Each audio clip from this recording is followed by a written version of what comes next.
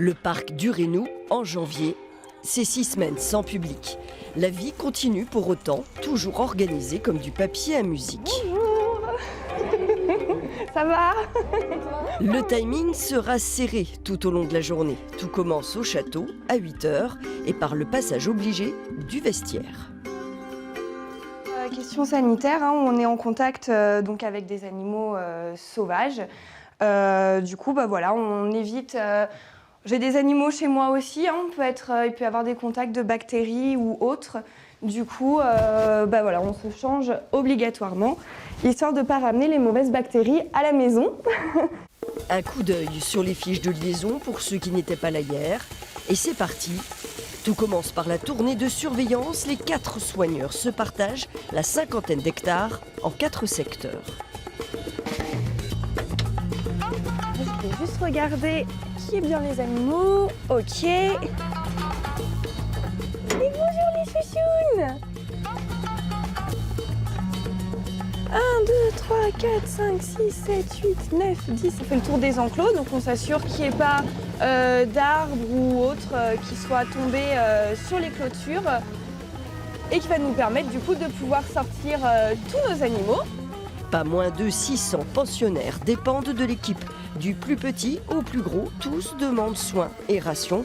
75% du temps de ces soigneurs animaliers, c'est d'abord l'entretien et l'hygiène des habitats.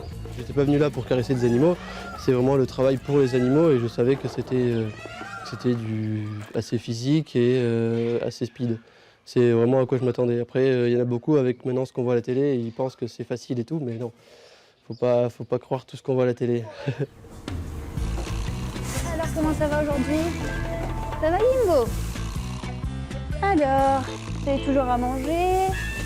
Le terrain humide du Limousin est plus rude pour certains. Pas d'accès à la plaine en ce moment, trop de risques de foulure. Alors, les oryx algazelles, plus rapides que les élans à sortir.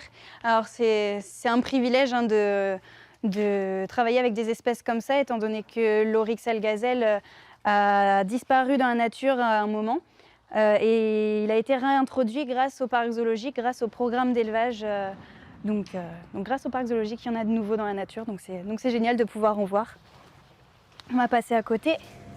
Les rations se préparent depuis plus d'1 heure déjà. Côté cuisine, il faut suivre le rythme du nourrissage, en temps et en quantité.